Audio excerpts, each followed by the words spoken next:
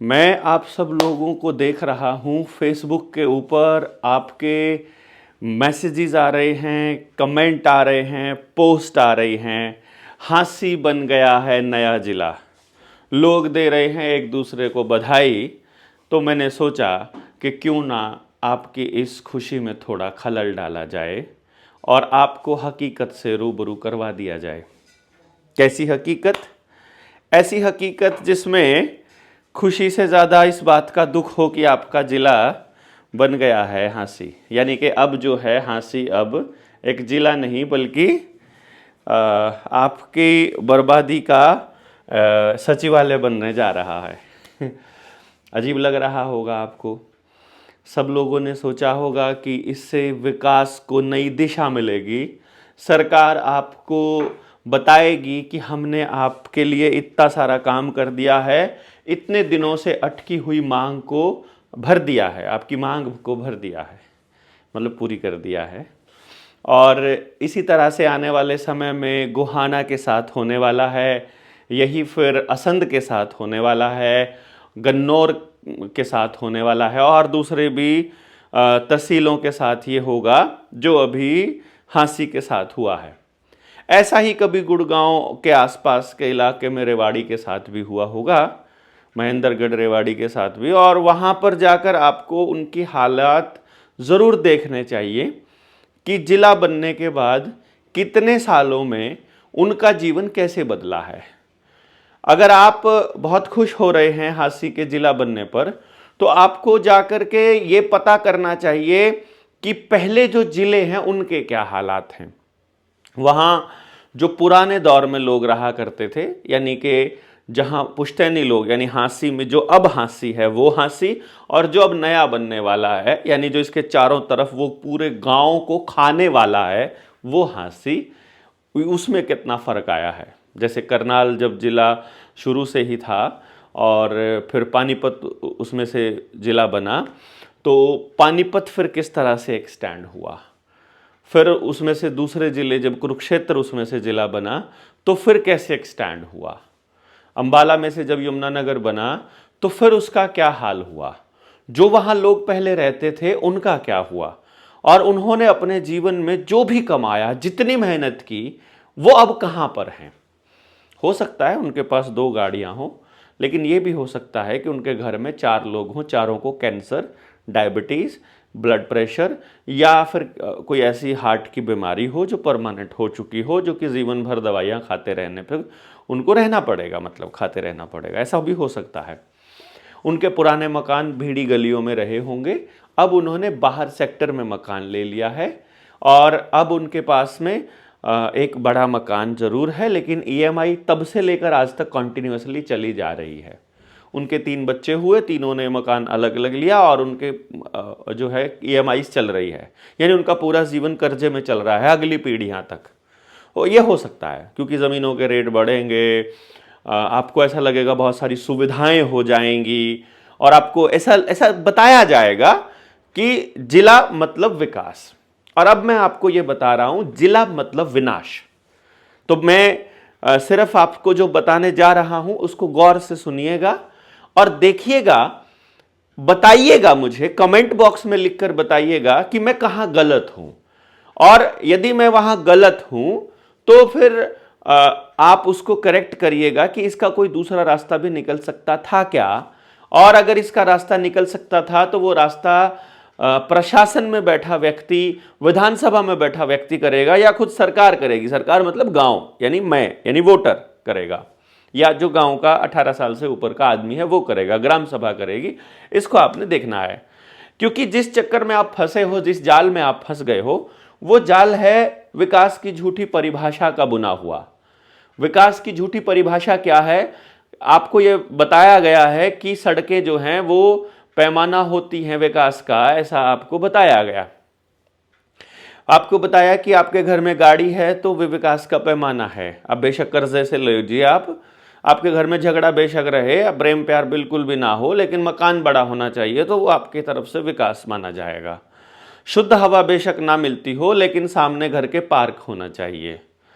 चाहे शांति के लिए आपके पास वहाँ कोई जगह ना हो, 24 घंटे आसपास कोई ना कोई मशीन हो, या किसी डंपिंग यार्ड की बदबू आती हो, या इथेनॉल प्लांट की आती हो, शुगर मिल की आती हो, या बेशक पावर प्लांट की गर्मी आती हो, या उसकी राख आती हो, या किसी और कंपनी या फैक्ट्री की वजह से चल रहे ट्रकों का धुआं धूल आता हो, ये बेशक आता हो, पर आपका मकान जो है बड़ा होना चाहिए। ऐसा आपको बताया गया है कि ये विकास का पैमाना है।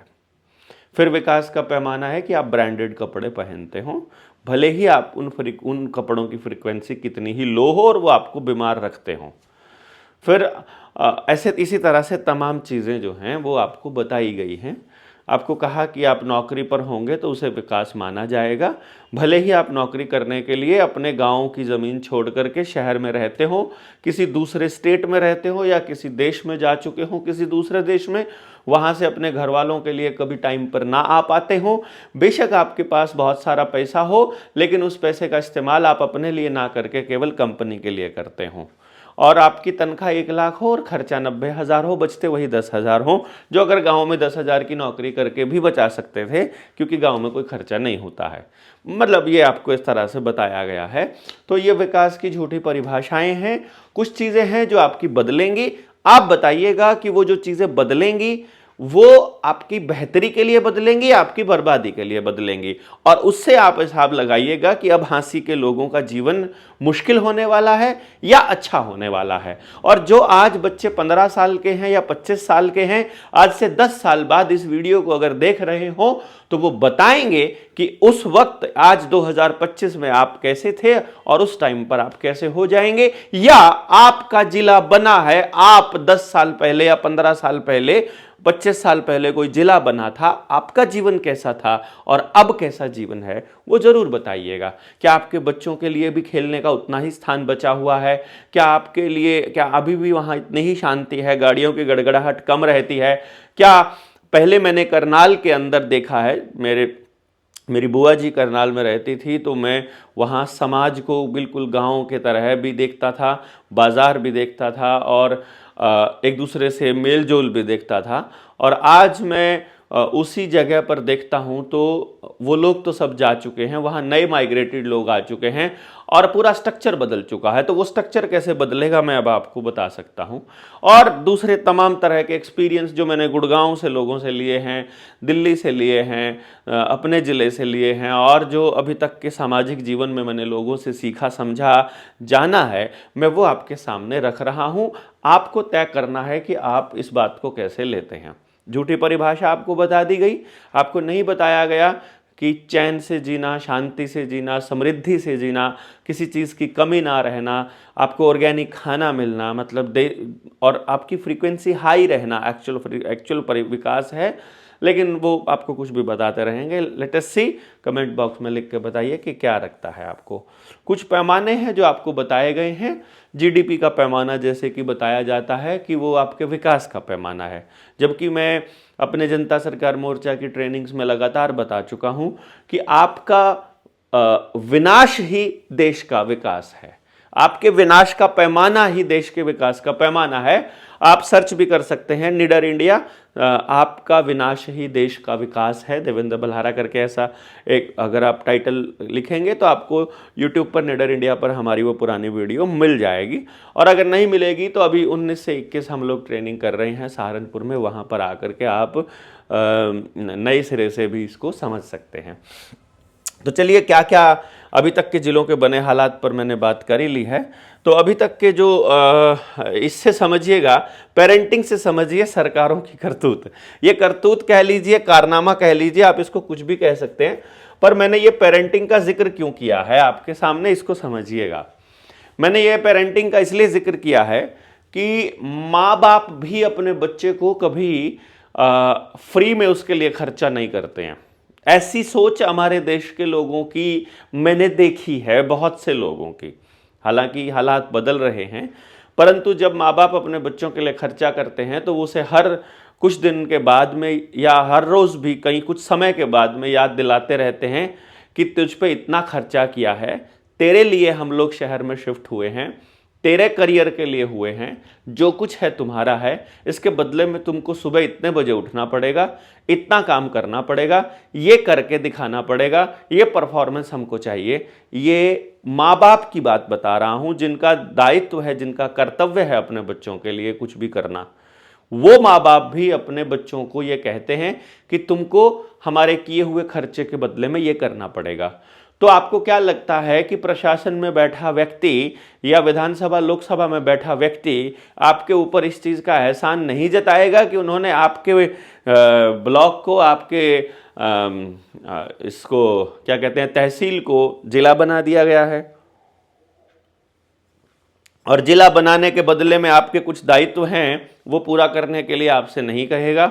मुझे नहीं लगता वो नहीं कहेगा, कहेगा, बट क्या कहेगा वो देखने वाली बात रहेगी।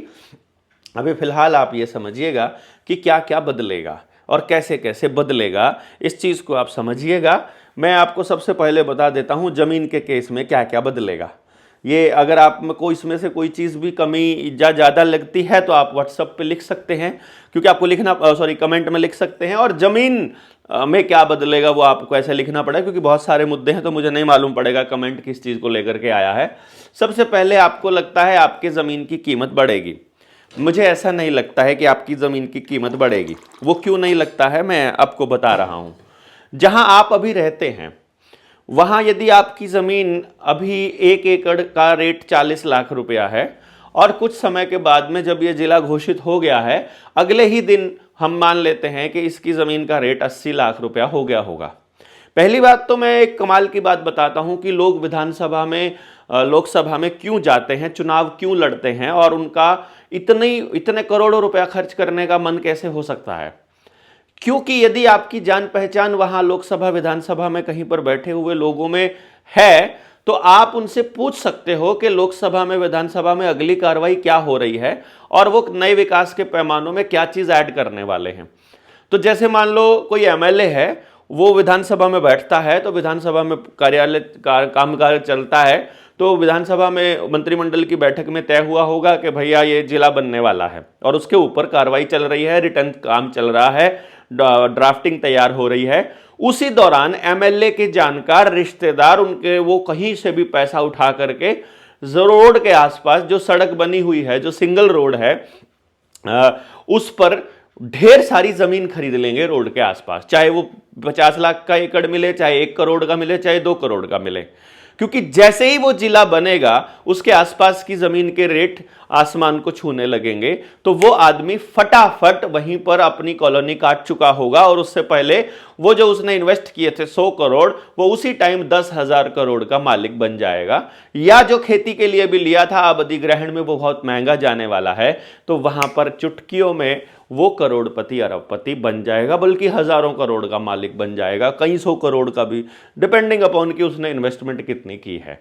ये इसीलिए वहाँ से कि कहाँ से नहर जाने वाली है, कहाँ से नई सड़क जाने वाली है, कहाँ नया प्रोजेक्ट आने वाला है, कहाँ नए कुछ भी बनने वाला है, वो पहले से ही तय करके रिश्तेदार इनके वहाँ के मतलब ज़मीनें ले लेते हैं। ये बड़ा पुराना रहता है, हम लोग इनके बीच में रहे हैं, हमें इसलिए पता है कि किस किस तरह से घपले होते हैं, कैसे कैसे ठेकेदारी होती है। अभी राजस्थान में एमएलए चाहे कांग्रेस का हो चाहे बीजेपी का हो, वो अपनी एमएलए की निधि देने के नाम पर रिश्वत ले रहा है। किसी का 40% का रेट है, किसी का 50% है, किसी का 20% है। वो एक आप लगातार कंटिन्यूअसली देख ही रहे हैं, उसमें मुझे लगता है आपको कुछ नया बताने की ज़रूरत नहीं है। तो अब जैसे ज़मीन के कीमत बढ़ेगी की बात हम कह रहे थे, मान लीजिए मेरी ज़मीन है, मैं यहाँ हांसी में रहता हूँ, और मैं 1 मिनट में आपको बताता हूँ, ज़रा इसको थोड़ा समझिएगा। ये ABC मेरा, यहाँ पर मेरा घर है, और यहाँ पर मेरी खेत की ज़मीन है। इन दोनों के रेट इस वक्त मान लीजिए मैं 40 लाख रुपया प्रति एकड़ के हिसाब से मान लेता हूँ कि ये मेरा रेट है। तो अब मुझे सिर्फ आपको इतना बताना है, यदि मैं आज इसे 40 लाख रुपए की जगह इसका रेट जिला बनने के बाद ये 80 लाख रुपया हो जाता है और मैं इसे बेच देता हूं, तो सबसे पहले मैं 80 लाख में बेचने के बाद उसी जगह पर 80 लाख में उतनी ही जमीन नहीं ले पाऊंगा, उसी 80 लाख में। तो अल्टीमेटली वो 80 लाख में वही जमीन भी मैं वापस नहीं ले पाऊंगा। मान लो मैंने रात को बयाना ले लिया है कि 80 लाख की जमीन हो गई है, 80 लाख का रेट हो गया। आपने सोचा कि यार मैं 80 लाख में नहीं बेच रहा, मैं तो 1 करोड़ में बेचूंगा। आपने 1 करोड़ रुपए में ये जमीन बेच दी, 1 एकड़, और आपने बयाना दे दिया 20 लाख रुपया। अगले दिन सुबह उठे और आपने उसको कहा कि भाई मैं नहीं बेच रहा हूं, मेरे 20 लाख वापस दे दो। बोलेगा 40 लाख देने पड़ेंगे। अब 20 लाख का नुकसान खड़े खड़े हो गया। फिर बोला नहीं, अब मैं इस जमीन को वापस खरीदना चाहता हूं तो मुझे क्यों? बोलेगा मैं तो 1.5 करोड़ की दूंगा। वही जमीन रात को कुछ और रेट होगा और सुबह कुछ और रेट हो जाएगा। तो एक्चुअली वो जमीन का रेट नहीं बढ़ रहा है। पहले आप उस जमीन को खरीदने के लिए 40 लाख रुपए की मेहनत करनी पड़ती थी, और अभी एकाएक अगले ही दिन आपको उस जमीन को खरीदने के लिए 80 लाख की मेहनत करनी पड़ेगी। तो जिसकी वो जमीन है उसके लिए तो रेट बढ़ा है। इसको समझिएगा, कितनी लॉजिकल बात है, इस पे बताइएगा। जिसकी वो जमीन है, जमीन एक आदमी की है, इस आदमी को छोड़कर बाकी पूरी दुनिया के लिए रेट बढ़ा है। यानी बाकी पूरी दुनिया की मेहनत का जो रेट है वो घट गया है। इसकी जमीन का रेट बढ़ गया है और बाकी दुनिया की मेहनत का रेट घट गया है। यानी अब उसे वो जमीन लेने के लिए डबल मेहनत करनी पड़ेगी, उसके पूरी फैमिली को लगना पड़ेगा उसी जमीन को खरीदने के लिए। ये अगर आपको समझ में आ रहा है तो आपको क्लियर होना जाएगा कि क्यों सिलसिले वाइज अलग अलग जिले बनते हैं, क्यों सिलसिले वाइज अलग अलग जगह सड़क बनती है। और वहां असल बेनिफिट कुछ ही घरानों को होता है, वहां के जो लोकल लोग हैं उनको कभी बेनिफिट नहीं होता। जो अपनी मातृभूमि को मातृभूमि कहते हैं वो अगर छोड़कर जाने के लिए तैयार नहीं है, उनको कोई फर्क नहीं पड़ता है।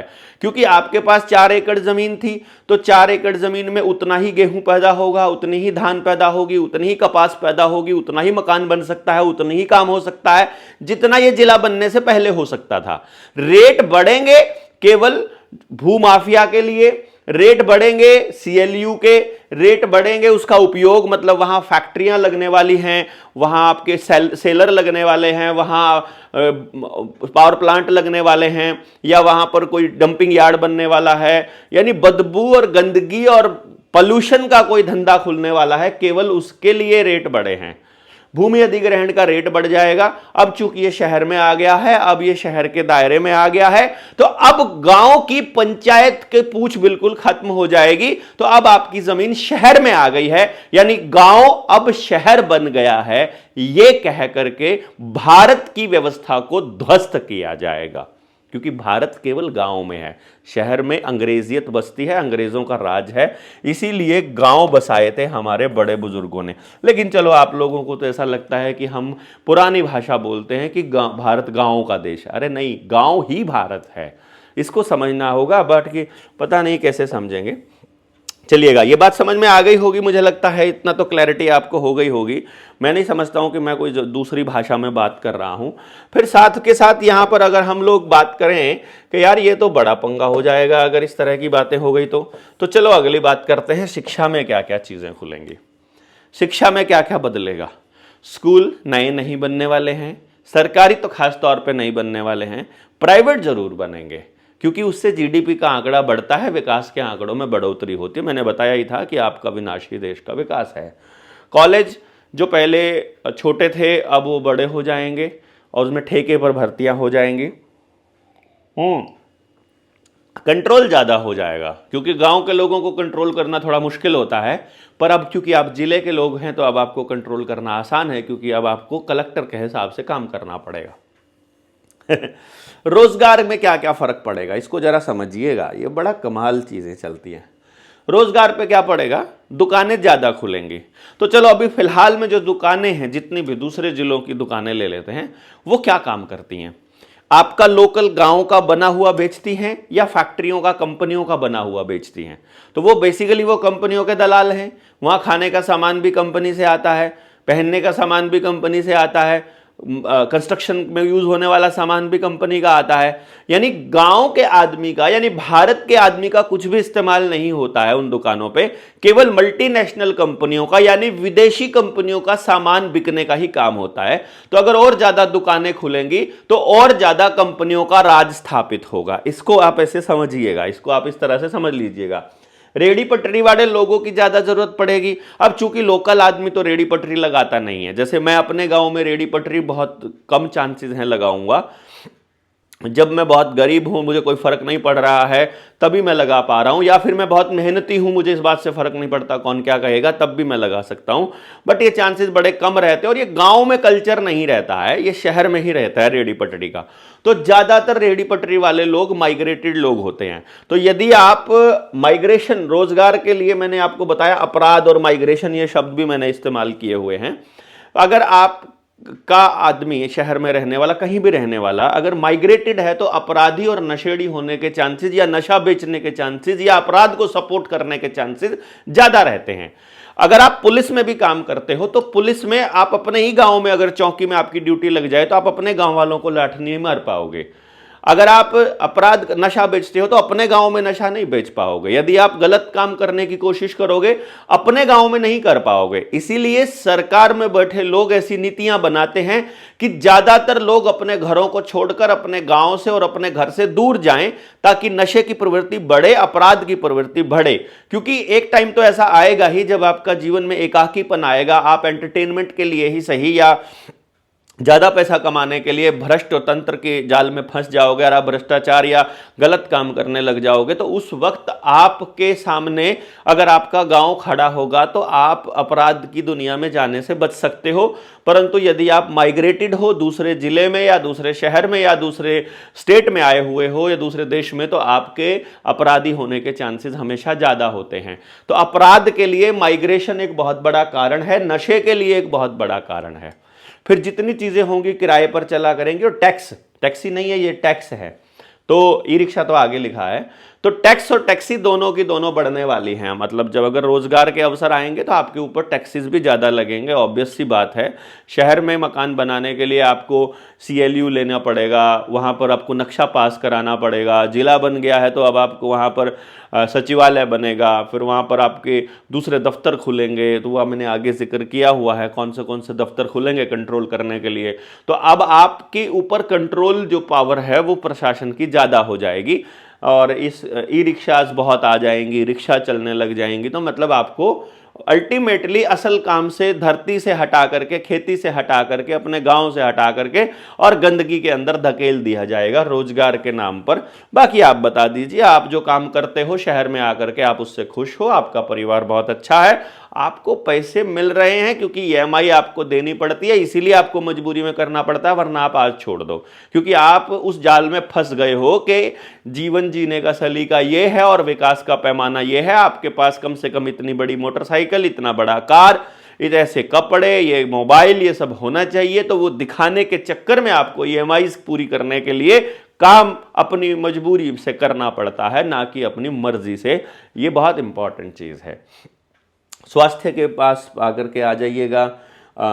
स्वास्थ्य के लिए जैसे कि गांव में हैं, आप इलाज कर लेते हैं, पर वहाँ पर आपको प्राइवेट अस्पताल, सरकारी अस्पताल तो नहीं खुलने वाला है, क्योंकि पहले से जिले जो बने हुए हैं उनके सरकारी अस्पतालों की हालत देख लो। वहाँ टेस्ट के लिए आपके पास सुविधा नहीं मिलेगी, वहाँ अल्ट्रासाउंड आपको 3-3 महीने की वेटिंग में मिलेगा, ऑपरेशंस आपको 6-6 महीने की वेटिंग के मिलेंगे, इमरजेंसी वार्ड में कोई डॉक्टर होता नहीं है, दवाइयाँ वहाँ के स्टोर में मिलती नहीं हैं, डॉक्टर्स पैसे लेकर के प्राइवेट अपने घरों में दुकानदारी चला रहे हैं। तो मुझे नहीं लगता स्वास्थ्य सेवाएं बेहतर होने वाली हैं इसका जिला बनने के बाद भी। हाँ, अस्पताल खोलने के नाम पर, बड़ा अस्पताल बनाने के नाम पर जबरदस्ती आपकी जमीनों पर कब्जा, पंचायती जमीनों पर कब्जा, खाली जमीनों पर कब्जा करने का गेम प्लान जरूर है, वो मैं आपको पहले बता चुका हूं। जमीनों पर कब्जा करना पहले अधिकार है, पहले उस पर स्कूल बनाएंगे, कॉलेज बनाएंगे, एयरपोर्ट बनाएंगे, बस स्टैंड बनाएंगे, नई चीजें बनेंगी, नए तमाम तरह के दफ्तर बनेंगे, और बाद में उनकी दुकानों को निकाल दी जाएंगी। फिर किसी प्राइवेट कंपनी को मेंटेनेंस के लिए अडानी अंबानी को सौंप दिया जाएगा, और मालिक अंबानी अडानी बन जाएगा। जब तक उस पर पैसा खर्च होगा, आपका पैसा खर्च होगा, और जब उस पैसे को जब कमाई देने लगेगी वो चीज, फिर वो प्राइवेट कंपनियों को सौंप दी जाएगी। ये मॉडल है, क्योंकि मालिक सोया हुआ है। ये बहुत ज्यादा इंपॉर्टेंट है। बैंकिंग बढ़ेगी, नीलामी बढ़ेगी, गांव में लोग खड़े हो जाते हैं। अब जिला बन गया है, जिले में अब कोई किसी की नहीं चिंता करता है, तो अब नीलामी आसान हो जाएगी, आपके घरों की बिक्रियां आसान हो जाएंगी। और अब प्रॉपर्टी के रेट बढ़ चुके हैं, आप चुकता कर नहीं पा रहे हो, तो बैंकों के लिए अब आपकी ज़मीन बहुत ज़्यादा कीमती हो जाएगी और कीमती ज़मीन को वो किसी भी कीमत पर छोड़ने वाले नहीं हैं, ऐसा मुझे लगता है। बाकी आपको क्या लगता है, आप इस बारे में अपने विचार जरूर दीजिएगा। बाकी ये धीरे धीरे आपको सब चीज़ें समझ में आएंगी। फिर आता है न्याय प्रणाली जो है वो बेहतर बनेगी कि खराब बनेगी। क्योंकि आपका जो एरिया है, हांसी का एरिया, ये अभी मैं हांसी के लिए बोल रहा हूँ, तो जो आपका जिला जो भी बनने वाला है आप वहाँ से अंदाज़ा लगा सकते हो। गांव के जंगल काट कर गांव में कुछ ना कुछ डाल करके विकास के नाम पर बर्बादी करके अब सबके गांव बर्बाद हो चुके हैं, सब अपने गांव को छोड़ने के लिए मजबूर हो चुके हैं अपने अपने कामों के लिए, और वो शहरों में शिफ्ट हो रहे हैं और गाँव पीछे से लावारिस पड़े हुए हैं। तो एनी हाउ, न्याय प्रणाली के नाम पर नई कोर्ट खुलेगी, कचहरी खुलेगी, वकील, पुलिस, एसपी, डीएसपी, चालान खूब कटेंगे, आरटीओ, वन विभाग, टैक्स नए नए, पर्यावरण विभाग से नए वो लेनी पड़ेंगी, एनओसी लेनी पड़ेंगी, फिर वन विभाग नया अलग से कब्जा करेगा, आरटीओ भी, टैक्सेशन प्रणाली भी फिर आपकी नई सारी बदलेगी, तो सारे डॉक्यूमेंट्स बदलेंगे सचिवालय बन करके। ये फिर आपके ऊपर और ज़्यादा बोझ लदाएगा, बोलेगा ये सारे काम करने के लिए खर्चा होता है, तो आपके ऊपर टैक्स लगेगा, जो आपके घरों के टैक्स के रेट है वो बढ़ जाएंगे, प्रॉपर्टी टैक्स बढ़ जाएगा, पानी के रेट बढ़ जाएंगे, बिजली के रेट बढ़ जाएंगे, वो तमाम चीज़ें आपको, यानी न्याय फिर भी नहीं मिलने वाला है। क्योंकि आज तक जितने कोर्ट खुले हुए हैं वहीं से आपको न्याय नहीं मिल रहा है। बिना जिला बनाए भी वहाँ पर कोर्ट खोले जा सकते हैं, परंतु नहीं, आपको न्याय तो मिलना ही नहीं है भैया, पूरे सिस्टम का ही हिस्सा नहीं है। राजनीति ले लीजिए फिर आप, चूंकि आप आंदोलन में मुख्य तौर पर शामिल लोग हैं और अभी आईएमटी के लिए आपने आंदोलन कर दिया था, ज़मीन आप ऐसे सीधे सीधे देने के लिए तैयार नहीं थे, तो अब आपको बहुत जल्दी हो सकता है नगूरा को भी बना दे वो जिला, क्योंकि कब्जा तो ज़मीनों पर उनको चाहिए आसपास के गाँव पे कुछ भी करके। वो जरूरी थोड़ी आईएमटी के लिए उनको ज़मीन चाहिए, किसी नाम से मिल जाए, बाद में उद्योगपतियों को देना तो आसान हो जाएगा। तो ये सारे का सारा आपका राजनीति में खर्चा भी बढ़ जाएगा, मुख्यालय हर एक जिले का वहाँ हर एक पार्टी को बनाना पड़ेगा, पंचायती सिस्टम खत्म, खाप खत्म, और बाद में आंदोलन करना भी खत्म, क्योंकि अब आप पैसे के पीछे दौड़ने लग जाओगे, क्योंकि आपके खर्चे बढ़ चुके हैं, माइग्रेटेड लोग आ चुके हैं, आपके बच्चों को रोजगार है नहीं, तो आप अब ऊपर से ईएमआई पूरी नहीं कर पाओगे। तो अब समाज के कामों से ध्यान हटाकर आपको बिजनेस पर लगाना पड़ेगा। तो जिस तरह से पुराने वाले जिलों में समाज के कामों में भागीदारी में गुड़गांव, करनाल जैसे जिले कहीं पर भी खड़े नहीं होते हैं, वैसे ही अब आपका हांसी, हिसार, जींद भी नहीं खड़ा होगा। ऐसा हमें उम्मीद है कि अगले 5-7 साल में आपकी ज़मीनें आईएमटी के नाम पर जो ज़बरदस्ती ले रहे थे, फिर आप अपने आप से कहोगे कि भैया हमारी ज़मीन एक्वायर हो जाए तो बहुत बढ़िया हो जाएगा। और आपकी खेती पे क्या असर पड़ेगा, गाय, भैंस, जोहड़, कच्ची ज़मीन, कच्चे मकान, कच्चे गोहर मुझे आज दिखाई देते हैं जब हम उस एरिया में जाते हैं बहुत जल्दी, क्योंकि आप ज़िले के मालिक हो गए हैं। तो अब आपके घरों से जंगल, गोबर, ये सब खत्म हो जाएगा, पैसा ज़्यादा इम्पॉर्टेंट हो जाएगा, भाईचारे से ज़्यादा आपको जीवन शैली पे काम करना पड़ेगा, और जीवन शैली में आपको ज़्यादा अच्छे कपड़े चाहिएंगे, वो गोबर में तो भाई नई बात बनेगी। तो आपके बच्चे नई बाइक, नई कार जब आपसे मांगेंगे तो ज़मीनें बेचना आपकी मजबूरी हो जाएगी, और अपने बच्चों को ज़मीनें बेचकर पढ़ाना आपकी मजबूरी हो जाएगी, और पढ़ाने के बाद 99.9% बच्चे फेलियर कैटेगरी में आएंगे, ये भी कन्फर्म हो चुका है।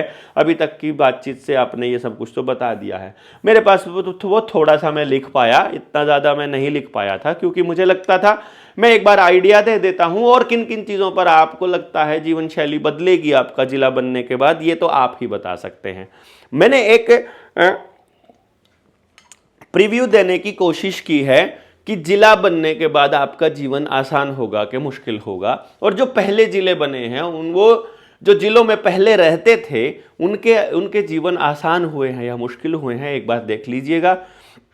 पुराने वक्त में जिलों में रहने वाले लोगों के बच्चे आज के टाइम पे सबसे बड़े नशेड़ी हैं, चेक कर लो, सबसे बेरोजगार हैं। इवन जिनको पुराने टाइम पर गुड़गांव में पुश्तैनी जो लोग थे, यानी कि खानदानी जो लोग थे, जिनकी खानदानी ज़मीनें बिकी थी करोड़ों रुपए में उस टाइम पर, आज उनके जो अगली संतानें हैं वो किराया खाते हैं, और किराया खाने की वजह से वो पूरी तरह से नशेड़ी और नपुंसक हो चुके हैं। बाकी आप लोग बताइएगा कमेंट बॉक्स में लिख करके कि आपको क्या लगता है, आपका जीवन कितना बदलने वाला है, कितना बेहतर होने वाला है, और आप इस चीज़ को किस तरह से समझते हैं कि ये जिला बनना आपके फायदे के लिए है या आपके नुकसान के लिए है। यदि ये नुकसान के लिए है तो अब आप क्या कर सकते हैं, और यदि फायदे के लिए है तो फिर फायदा तो हो ही चुका है, फिर क्या दिक्कत है आपको इसके